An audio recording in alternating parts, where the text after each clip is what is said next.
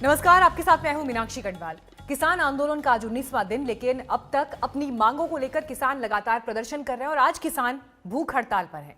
सुबह 8 बजे से ही किसान नेता दिल्ली से लगे बॉर्डर्स पर धरना दे रहे हैं और सरकार के भरोसे के बाद भी किसान अपनी मांग माने जाने का लगातार दबाव बना रहे हैं। देश के अन्य हिस्सों में भी किसानों का धरना प्रदर्शन है। दिल्ली में भूख हड़ताल को आम आदमी पार्टी का भी समर्थन मिला है। खुद मुख्यमंत्री अरविंद केजरीवाल उपवास कर रहे हैं। हालांकि इस पर जबरदस्त निशाना केंद्रीय मंत्री की तरफ से भी साधा गया। उनका ये कहना है कि ये सिर्फ ढोंग है जो अरविंद केजरीवाल कर रहे हैं। लेकिन इस बीच आपको हम सिंधु बॉर्डर, गाजीपुर बॉर्डर और टिकरी बॉर्डर की भी तस्वीर दिखा रहे थे।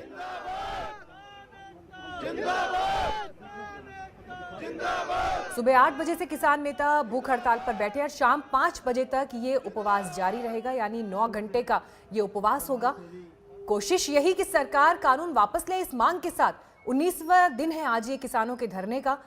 अब सवाल यही है कि कहीं से क्या कोई समाधान की गुंजाइश बची है, क्योंकि 6 दौर की वार्ता इससे पहले हो चुकी है किसानों और सरकार के बीच, लेकिन कोई बीच का रास्ता नहीं निकला। या ऐसी कोई बात जिस पर दोनों पक्ष एक मंच पर आ जाए, ऐसा नहीं हो पाया। और सर्दी के इस मौसम में किसान जिस तरह से लगातार डटे हुए हैं और ये कह रहे हैं कि 6 महीने भी अगर बैठना पड़ा तो हम बैठेंगे, लेकिन अपनी मांगे पूरी हुए बिना वापस नहीं लौटेंगे। हम सरकार को जगाना चाहते हैं और लोगों को भी बताना चाहते हैं कि हम कितने दिनों 19-20 दिन आज हो गए हम सड़कों पर बैठे हैं। उसके लिए हमने आज सोचा जो सारे लीडर हैं, अगली कतार के हमारे 40 लीडर, सभी जो बैरियर है सभी नाकों पर जहां जहां भी है वहीं बैठेंगे। जैसे जहां 15-20 जहां बैठेंगे, टिकरी पर बैठेंगे, जड़ा पर है अपना यूपी बॉर्डर पर बैठेंगे। सभी बॉर्डरों पर हम जंक्शन आज 8 बजे से 5 बजे तक हम बैठेंगे। डिमांड कल भी वही थी, आज भी वही है। लोकतंत्र में अपनी बात को मनवाने के अलग अलग तरीके हैं। ये भी उनमें बहुत सारे तरीकों से ये तरीका है कि आपके माध्यम से शायद प्रधानमंत्री जी हमारी बात सुन ले, भी कृषि के कानून वापस कराने के लिए आज का आंदोलन चले। इसलिए कि जनता की परेशानियों को देखते हुए ये रोड खोल दिया, ये भी खोल दिया। तो अब सरकार तो सुनने वाली नहीं है। सरकार अब ऐसे सुनाएगी तो ऐसे सुनाएंगे, कैसे तो सुनाएंगे, कचू तो करेंगे या मर के जाएंगे हम। बाजी सरकार सुने न सुने, हम यहाँ पे मर के जाएंगे। हाँ जी, इस करके किसान ਜਿਹੜੇ ਵੀ ਆਏ किसान वापस नहीं जाणगे। किसान ਦੇ ਬਿੱਲ वापस करा के ही वापस जाणगे। मोदी सरकार रवे ਜਾਂ ना रवे। यूनियन वाला ने आदमी जितनी भी जथेबंदी है उतनी जथेबंदी डट के बैठी है। वो कोई बात नहीं कर रहे। ऐसी ये वही बात कर रहे हैं आदमी जो सरकार के आदमी है ना, वहाँ फैला रहे हैं यो रद्द हो गए जी, वो नहीं होने जी, फलान होना है। अं तो उतनी देर तक नहीं जाएंगे जितनी देर तक मोदी ਜਿਹੜਾ ਵਾ सारे कानूनों के उत्ते लीक नहीं मारदा। जहाँ जहाँ भी वो जिस इलाके पे हैं, जो भी वहीं पे वो भूख हड़ताल रखेंगे। जो पलवल में है वो वहाँ पे रखेंगे, जो गाजीपुर में है वहाँ पे रखेंगे, जो टीकरी में है जो यहाँ पे हैं वो यहाँ पे रखेंगे। लेकिन अगवा लोग केवल होंगे उसमें, वो 1 दिन की भूख हड़ताल रखेंगे। अभी तो आंदोलन बहुत तेज होगा। ये किसान आंदोलन नहीं है, ये जन आंदोलन है। हाँ, 8 बजे से लेकर 5 बजे तक जो किसान है कुछ करेंगे, भूख हड़ताल करेंगे। तो अब सवाल यह है कि अगर किसान कानून वापस लेने, कानून रद्द करने से कम पर किसी बात पर नहीं मान रहे, तो फिर कृषि मंत्री भी लगातार स्टेटमेंट दे रहे हैं, बाकी केंद्रीय मंत्रियों ने भी बात की, खुद प्रधानमंत्री ने की, लेकिन किसान नहीं समझ पा रहे हैं। कृषि मंत्री नरेंद्र तोमर लगातार यह भरोसा दे रहे हैं कि कृषि कानून उनके हक में है, लेकिन प्रदर्शनकारी अभी तक इस बात को नहीं मान रहे।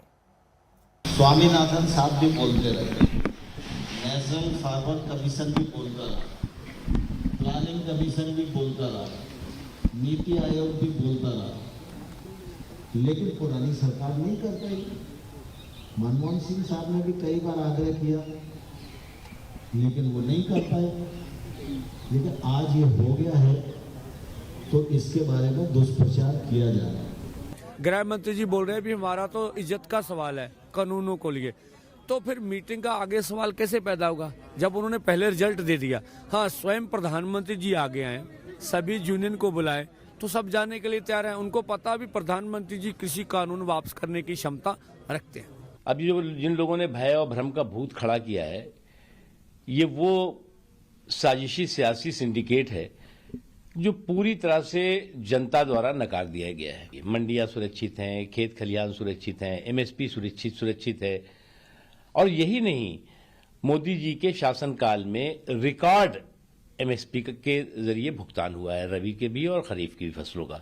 तो अब सवाल यहाँ कंफ्यूजन का खड़ा कहाँ होता है? हम बातचीत करने के लिए तैयार हैं, पर जो जहेबंदी में जो सरकारी अफसर आते बैठने में, जो लीडर आते हैं, उनके पास इतनी पावर नहीं है। हमने पूरा समझा इसमें क्या है, जे हमारे पूरा गलत है। हम ये मोदी को बताते हैं, मोदी जी आप खुद मीटिंग में आओ और इनको कानून को वापस ले जाओ। तो आज चर्चा करने के लिए हमारे साथ खास मेहमान जुड़ेंगे, लेकिन उससे पहले आपको ग्राउंड पर ले चलते हैं। रेवाड़ी में इस वक्त मौजूद हैं अरविंद ओझा। अरविंद, बताइए किसानों के बीच इस वक्त क्या चल रहा है, क्योंकि आज अनशन का जो ऐलान किया गया है, देश के कई हिस्सों से किसान सपोर्ट में बाकी जगहों पर भी बैठ रहे हैं। जी बिल्कुल मीनाक्षी, मैं इस वक्त हरियाणा और राजस्थान के बॉर्डर पर मौजूद हूँ। जरा तस्वीर आपको दिखाता हूँ कि जो ये किसान है सड़कों पर ही बैठ गए हैं। कड़ाके की ठंड है और इन सब के बीच सड़क पर बैठ गए हैं और भारी तादाद में ट्रैक्टर ट्रॉलियों से जो किसान है वो यहाँ पर आए हुए हैं। और उनका कहना है कि अभी इनके और बाकी साथी आ रहे हैं, लेकिन ये यहाँ से तो हटने वाले नहीं है, लेकिन बाकी और जब इनके साथी आएंगे तब जो है वो यहाँ से दिल्ली की तरफ जो है कूच करेंगे। पारंपरिक जो लोकगीत है अगर आप देखें यहाँ पर, तो वो भी यहाँ पर पिघलनी चाहिए, वो आप आपको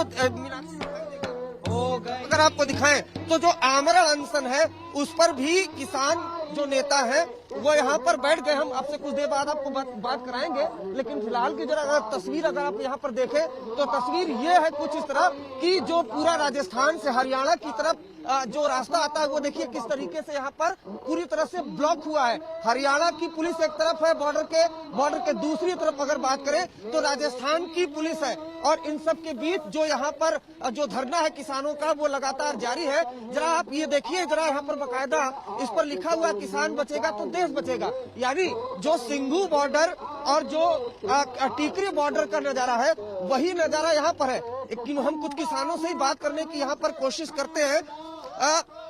आप लोग यहाँ पर कब तक बैठे रहेंगे? हाँ जी,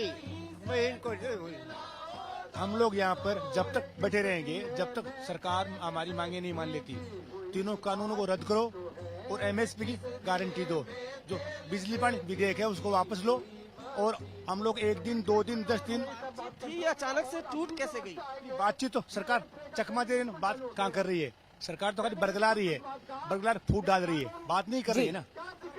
अरविंद, ये तस्वीर तो आप रेवाड़ी से दिखा रहे हैं, लेकिन लगभग ऐसी ही तस्वीरें सिंघू बॉर्डर, टिकरी बॉर्डर, जहां पर किसान लगातार डटे हुए हैं, वहां से भी मिल रही हैं।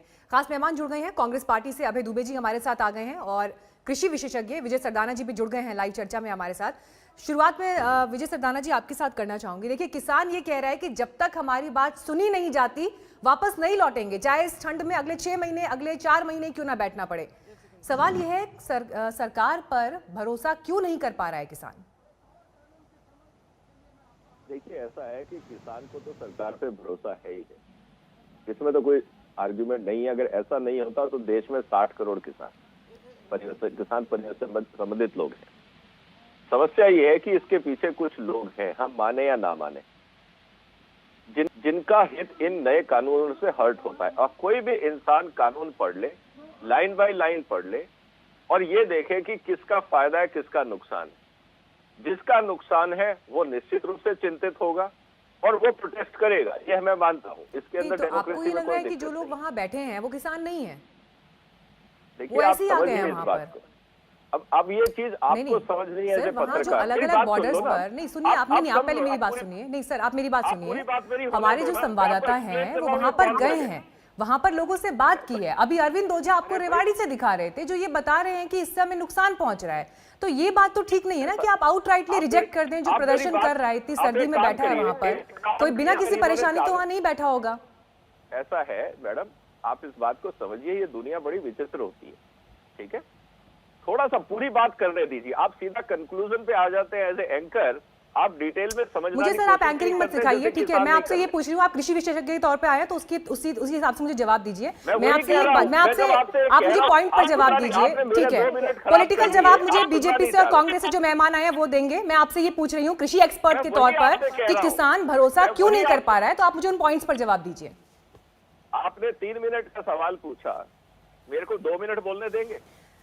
आपने 1 मिनट का जवाब दिया और उसमें जो आपने बातें बोली हैं मुझे उनको काटना पड़ेगा। अगर आप आउटराइटली सारे किसान जो वहां बैठे हैं अगर आप उनको रिजेक्ट करेंगे तो आप मेरा सवाल ध्यान से सुनिए। मेरा एक लाइन का सवाल आपसे ये, किसान सरकार पर भरोसा क्यों नहीं कर पा रहा है, बताइए। अब मैं आपसे एक चीज पूछ रहा हूँ, आपने इन किसानों से, जितने आपके पत्रकार फील्ड पे, उनसे कहिए किसानों से जरा बात करें कि आपको कौन सी लाइन पसंद नहीं है कानून की, ये तो पूछे। आप जब ये कह रहे हो कि कानून वापस लो, आपकी चीज खराब है, खराबी क्या है ये तो बताओ। आप ये नहीं बता रहे, आप ये नहीं बता रहे कि इसमें क्या दिक्कत है।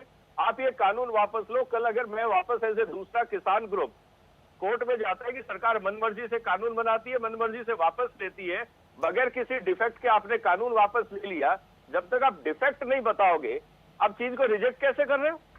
क्योंकि आपको पसंद नहीं है इसलिए चीज खराब है, इसलिए पूरी दुनिया के कानून वापस हो जाए क्योंकि मेरे को पसंद नहीं है। ऐसे देश चलता है। मेरे को इनकम टैक्स पसंद नहीं है, आप वापस ले लो। मेरे को सर्विस टैक्स पसंद नहीं है, आप वापस ले लो।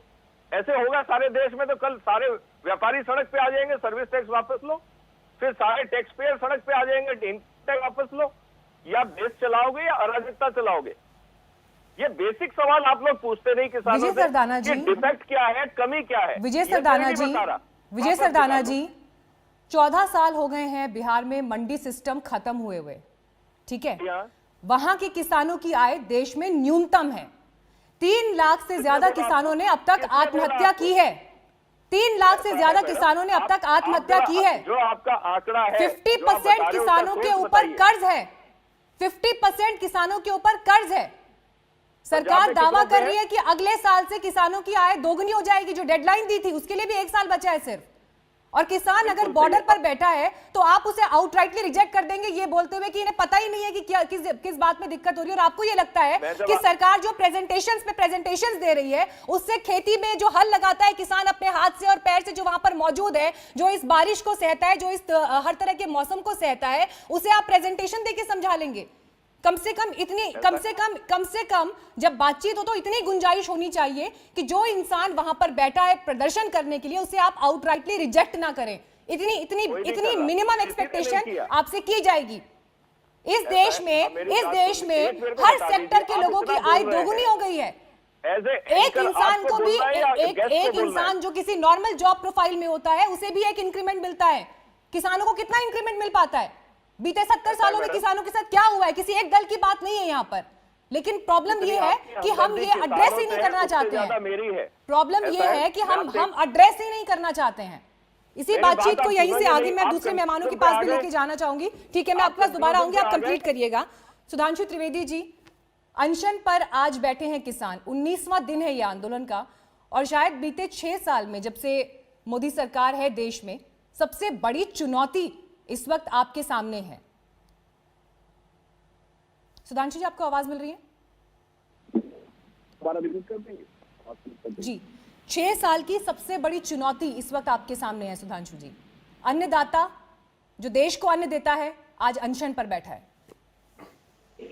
देखिए, सरकार किसानों के संदर्भ में, ये मेरी आवाज इको कर रही है, इसको ठीक करवा दीजिएगा, पूरी तरीके से संवेदनशील है। सिर्फ एक ही आंकड़ा है जो एमएसपी की बात करते हैं।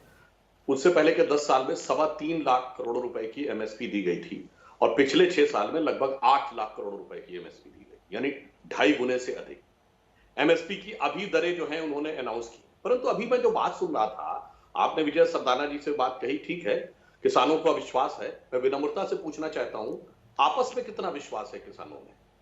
जब सरकार ने कहा कि 5 लोग आके बात कर रहे हैं तो क्यों नहीं हो पा रहा है? आज तक जितने बड़े बड़े आंदोलन हुए तो कोई एक व्यक्ति उसका नेतृत्व करता है। चौधरी महेंद्र सिंह टिकैत का आंदोलन हुआ था राजीव गांधी जी के समय में, अभय दुबे जी को याद होगा, बोट क्लब पे थे, 5 लाख किसान थे, स्टोन थ्रो डिस्टेंस था, चौधरी महेंद्र सिंह टिकैत थे ना। किसानों को उससे पहले आंदोलन हुए, चौधरी देवीलाल नेतृत्व करते थे ना, उससे पहले चौधरी चरण सिंह थे। दक्षिण भारत में जब हुआ ये महाराष्ट्र में तो शेतकारी किसान संगठन के शरद जोशी थे, अभी आंदोलन हुआ अन्ना हजारे थे, जेपी आंदोलन हुआ, जेपी मूवमेंट था तो जेपी उसके नेता थे। अरे भाई, खुद कहते कांग्रेस वाले कि महात्मा गांधी नेता थे स्वतंत्रता आंदोलन में। ये कौन सा विश्वास या अविश्वास का संदेह पैदा होता है कि कोई नेता ही नहीं है, किससे बात की जाए? 5 लोग नहीं, 5 नहीं करेंगे। अब सारे 42 यूनियन बात करना चाहते हुए विनम्रता से पूछता हूं, कोई एक यूनियन बता दे जिसका कोई अध्यक्ष ही ना हो।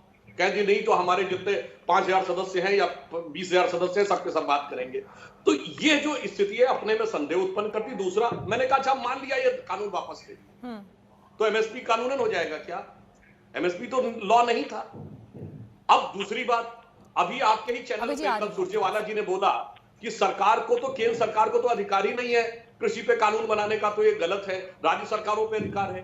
तो भाई राज्य सरकार में नियम बना दो ना कि एमएसपी लीगल है, किसने रोका? सुधांशु जी, तो फिर सरकार ने अब तक क्यों बातचीत की? अगर आपको ऐसा लग रहा है कि इस आंदोलन का कोई चेहरा नहीं है, कोई एक व्यक्ति जो उसका लीडर नहीं है, जिससे बात हो, जिसके साथ में कोई समझौता हो, अगर ऐसा नहीं तो फिर 6 राउंड की बातचीत क्यों हुई? अलग अलग लेवल पर गृह मंत्री तक ने बात की है ना। इसका मतलब आपने एक मिनिमम भरोसा किया है, तभी आप आगे बढ़े हैं। हम लगातार चर्चा कर रहे हैं इस बात पर कि किसान अब 19वें दिन भी आंदोलन पर बैठे हैं और लगातार ये कह रहे हैं कि ये आंदोलन आगे और बड़ा स्वरूप लेगा, लेकिन सरकार के साथ जो अब तक उनकी बातचीत रही उसमें कोई नतीजा नहीं निकल पाया है।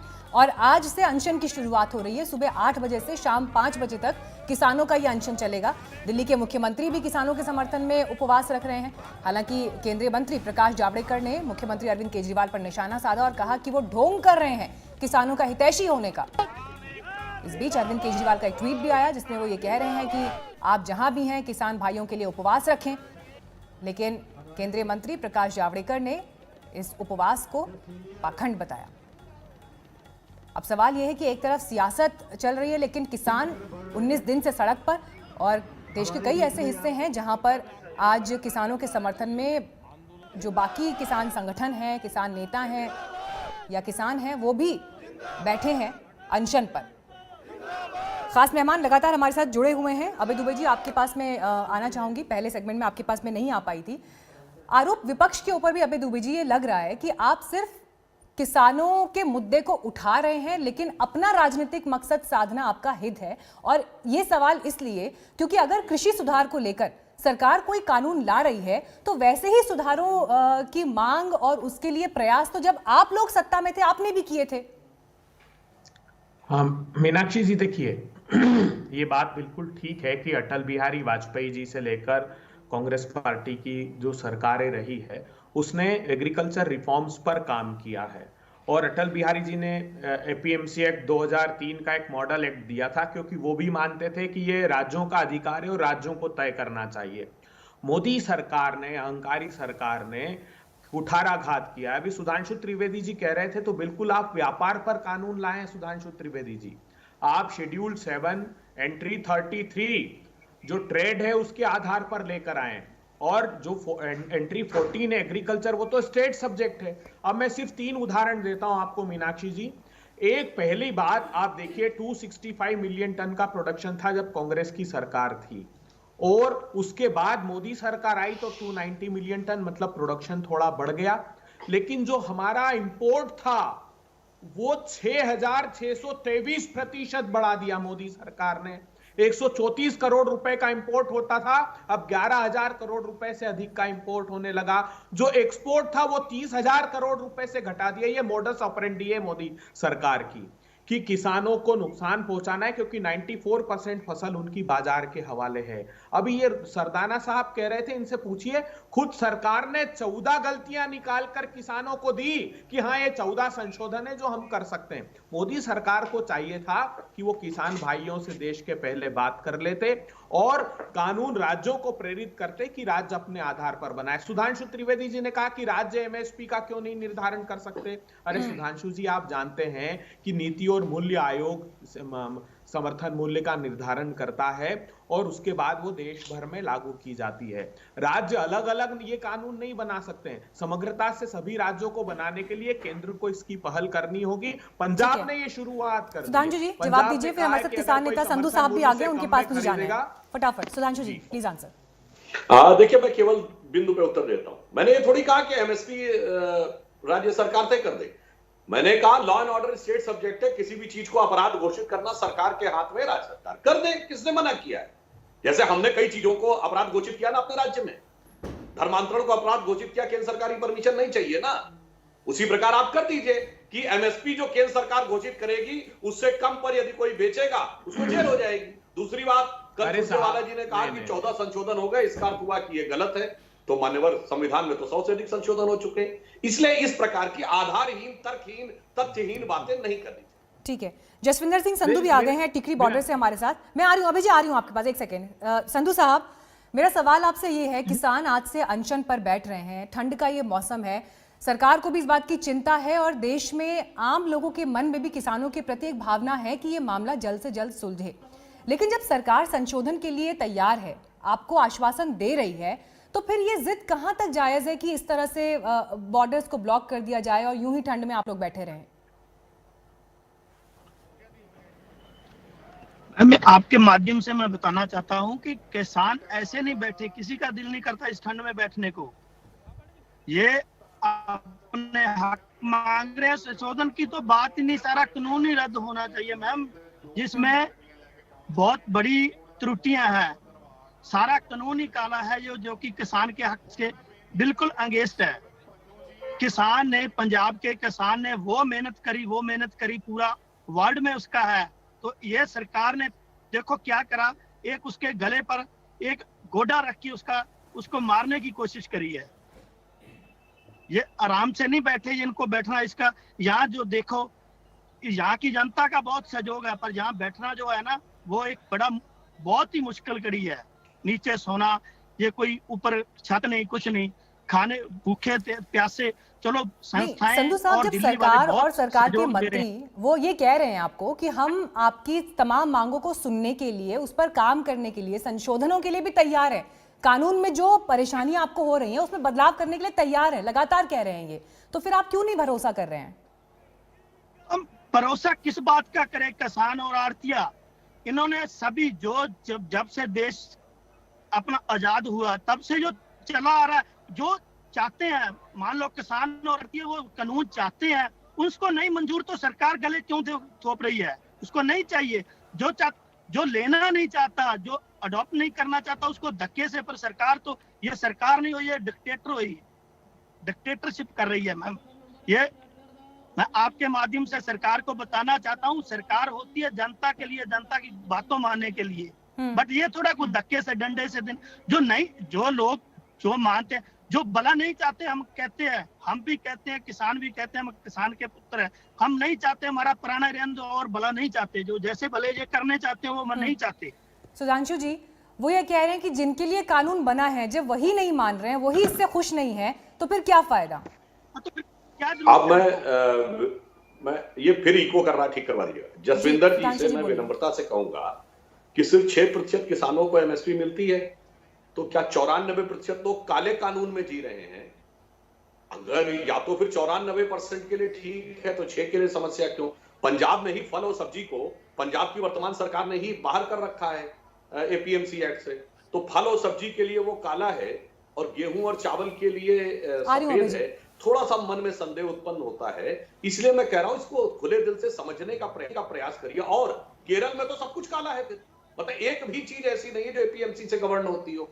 तो जहां से राहुल गांधी जी सांसद हैं, तो मुझे ये बात लगती है, और जहां के नेताओं ने जाकर राष्ट्रपति को ज्ञापन दिया था कम्युनिस्ट पार्टी के, जहां लाल झंडा लेके जो लोग खड़े हैं, एक ही राज्य में उनकी सरकार है कम्युनिस्टों, जहां उन्होंने एपीएमसी एक्ट है ही नहीं, बिल्कुल कहते हैं कोई जरूरत ही नहीं है, हमारा किसान सबसे खुशहाल है। तो ये समझ में नहीं आता कि तुम्हारे राज्य में जरूरत नहीं है, वहां खुशहाल है, मगर यहाँ पे रहना चाहिए। और पंजाब में भी 6% किसानों के लिए वो अच्छा है, 94% किसानों के लिए अच्छा नहीं। तो ये कुछ बात मुझे लगता है कि ईमानदारी से, और अगर हम बैठ के देखें तो बात आसानी से हो। ओके, बोलिए अभी जी। मीनाक्षी जी, देखिए, जो षड्यंत्र किसानों के साथ हो रहा है उसके छोटे छोटे से मैं उदाहरण देता हूं।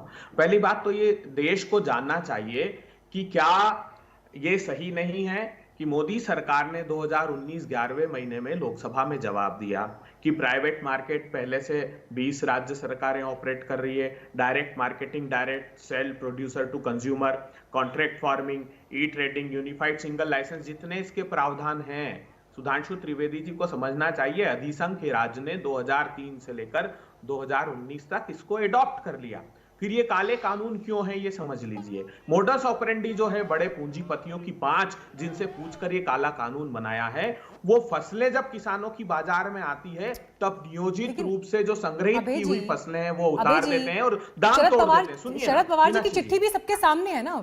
हाँ वो यही है, चिट्ठी पढ़िए ना, इनको कहिए 2003 का जो मैंने पहला सवाल ही आपसे ये पूछा था कि जब आप लोग सत्ता में होते हैं तो आप भी तो यही प्रयास करते हैं ना, ज्यादा समय तो आप लोगों ने शासन किया और किसानों की हालत पूरे देश में क्या है वो सबको मालूम है। ये इनको अंतर समझना पड़ेगा जो शरद पवार जी कह रहे हैं, जो अटल बिहारी जी ने कहा। शरद पवार जी ने वही 2003 के मॉडल एक्ट का रेफरेंस दिया है कि वो राज्यों को। नहीं, मेरा सवाल अभी जी आपसे ये है, देखिए एक परिस्थिति ऐसी बनती जा रही है देश में जिसका आरोप सरकार, मोदी सरकार और उनके मंत्री भी लगातार लगाते हैं कि उनकी तरफ से जो भी कानून या फैसला लिया जाता है आप लोग यानी विपक्ष विरोध करता है सिर्फ विरोध करने के लिए, उस पर उसका कोई आधार नहीं होता। और हाल तो ये हो गया है कि कोई भी बड़ा फैसला अगर सरकार की तरफ से लिया जाता है, संसद से पास होता है, तो भी सुप्रीम कोर्ट चला जाते हैं आप लोग। यानी अब देश के बड़े फैसले सुप्रीम कोर्ट से होंगे, देश की संसद से नहीं होंगे। मीनाक्षी जी, आजाद भारत के इतिहास में एक कानून बनाइए जिस पर कोई की भी सरकार हो, जिसमें जो स्टेक होल्डर्स हैं उनसे कंसल्टेशन नहीं किया गया हो। एक कानून बनाइए। हमने तो प्रतिपक्ष को विश्वास में लेकर, चाहे वो वनाधिकार का अधिनियम हो, चाहे वो खाद्य सुरक्षा का कानून हो, चाहे वो राइट टू एजुकेशन हो, सारे जितने कानून कांग्रेस ने बनाए या उसके पहले की पूर्ववर्ती सरकारों ने बनाए। ठीक है, ये देखिए अबे जी बड़ी खबर भी देख लीजिए। इस वक्त एक बड़ी खबर आ रही है, दिल्ली के मुख्यमंत्री निशाना साध रहे हैं कैप्टन अमरिंदर पर और कह रहे हैं कि साठगांठ कर लिया उन्होंने केंद्र सरकार के साथ। देखिए ये तो अरविंद केजरीवाल जी ने जो ये काले कानून है इनका खुद नोटिफिकेशन इशू कर दिया। अब उससे बचने के लिए तो गृह मंत्री के पास जब कैप्टन अमरिंदर आए थे दिल्ली, क्या बात हुई उस दिन, क्या मकसद था उस मीटिंग का? देखिए अमरिंदर सिंह जी ने खुद ने बताया कि मैंने साफ गृह मंत्री जी से कहा है कि ये कानूनों को वापस लेना होगा, लॉ एंड ऑर्डर की सिचुएशन खराब हो रही है, किसानों में अनरेस्ट है, ये साफ उन्होंने कहा। और ये अमरिंदर सिंह पहले मुख्यमंत्री हैं देश के जिन्होंने तय कर दिया कि पंजाब में समर्थन मूल्य से नीचे अनाज खरीदा तो 3 साल की सजा होगी। देखिए मीनाक्षी जी, जो मैं बात कह रहा था, आप देख रहे हैं आपस में एक दूसरे में क्या अविश्वास है। ये प्रतिस्पर्धात्मक राजनीति और कुछ नहीं, ये केवल वोट बैंक की होड़ है कि मैं कैसे जाके कब्जा करूं। केजरीवाल जी बताइए, 23 तारीख को नोटिफिकेशन जारी करते हैं, फिर अंतरात्मा की आवाज 15 दिन में पलट जाती है। अब वो कह रहे हैं कि अमरिंदर सिंह मिले हुए हैं, अमरिंदर सिंह कह रहे हैं कि भाजपा गलत कर रही है। अभी हमारे मित्र अभय दुबे जी ने कहा कि बड़े उद्योगपतियों के लिए, अभय दुबे जी आपको पता है कि खाद्य प्रसंस्करण में दुनिया की सबसे बड़ी कंपनी कौन है? नेस्ले। और उसके साथ सबसे पहले बातचीत करके एक एग्रीमेंट की शुरुआत कब हुई थी? अगर ना पता हो तो आपके सुलभ संज्ञान के लिए बता देता हूं, 1961 में जब नेहरू जी प्रधानमंत्री थे। मेच्योर कब हुआ? 1967 में जब इंदिरा जी प्रधानमंत्री थी। आज ये मैगी वैगी सब उसी से आती है, ठीक है। दूसरी सबसे बड़ी कंपनी कौन है? पेप्सी, खाद्य प्रसंस्करण में, जिसके साथ पहला एग्रीमेंट पंजाब सरकार में कब हुआ? पंजाब में 1988 में जब राजीव गांधी प्रधानमंत्री थे। अभी मार्च 2019 में किया, उसकी एक और फैक्ट्री का उद्घाटन किया कैप्टन अमरिंदर सिंह ने। हमें समझ में नहीं आता, ये नेस्ले और पेप्सी के लिए तो सब कुछ होना चाहिए, और यहां पर आप कह रहे हैं बड़े जो जिन उद्योगपतियों का नाम लेते हैं उनके बाप है। और मैं एक और बात संदेह व्यक्त करता हूं, ये फल और सब्जी को आपने इसीलिए तो बाहर नहीं कर रखा है कि आलू पेप्सी आराम से खरीदता रहे 8 रुपए किलो, 7 रुपए किलो, 10 रुपए किलो किसान से, और हमें पैकेट में मैं रोक रही हूं आपको, समय की कमी है मेरे पास। लेकिन देखिए सवाल यही बना हुआ है कि अलग अलग पक्षों की तरफ से दावे अलग अलग हैं, लेकिन किसान 19 दिन से सड़क पर मौजूद है, बॉर्डर पर बैठा हुआ है और अभी भी कोई ये गतिरोध टूटने की दिशा दिखाई नहीं दे रही है। ऐसे में हल कैसे निकलेगा ये सरकार को सोचना है। वक्त मालिक, आंदोलन के 19वें दिन आज किसान उपवास पर हैं और किसानों के इस उपवास को देश के अलग अलग हिस्सों में समर्थन मिल रहा है। ये तस्वीर देश की राजधानी दिल्ली से, जहां पर आम आदमी पार्टी ने किसानों के समर्थन में उपवास पर बैठने का फैसला किया। उप मुख्यमंत्री मनीष सिसोदिया, स्वास्थ्य मंत्री सत्येंद्र जैन, इन्हें आप तस्वीर में देख रहे थे, और कुछ देर पहले मुख्यमंत्री अरविंद केजरीवाल ने भी ट्वीट किया। उन्होंने लिखा कि वो भी उपवास पर हैं और जो देश में जहां मौजूद है वहां किसानों के समर्थन में उपवास पर रखे। हालांकि निशाना उन्होंने पंजाब में मुख्यमंत्री कैप्टन अमरिंदर सिंह पर भी साधा। उनका यह कहना था कि कैप्टन अमरिंदर सिंह और केंद्र सरकार की साठगांठ है और इस बीच हम किसानों के साथ खड़े हैं। किसानों के साथ अपने आप को इस वक्त हर दल दिखाने के प्रयास में, लेकिन सवाल यही लगातार उठ रहा है कि अगर देश के किसान जो पंजाब हरियाणा से खासतौर पर आए हैं, अगर वो बॉर्डर पर इस तरह से बैठे हैं और 19 दिन से बैठे हैं, गतिरोध टूट नहीं रहा है, तो क्या इसका समाधान होगा? फिलहाल रुक रहे हैं ब्रेक के लिए, लेकिन खबरों पर नजर हमारी लगातार बनी रहेगी। फौरन लौटेंगे, देखते रहिए आज तक। नमस्कार, मैं हूं अंजना ओम कश्यप। हमें उम्मीद है ये वीडियो आपको पसंद आया होगा। लेटेस्ट खबरों के लिए यूं ही देखते रहिए आज तक और इस वीडियो के पसंद आने पर लाइक, शेयर एंड सब्सक्राइब करना ना भूलें।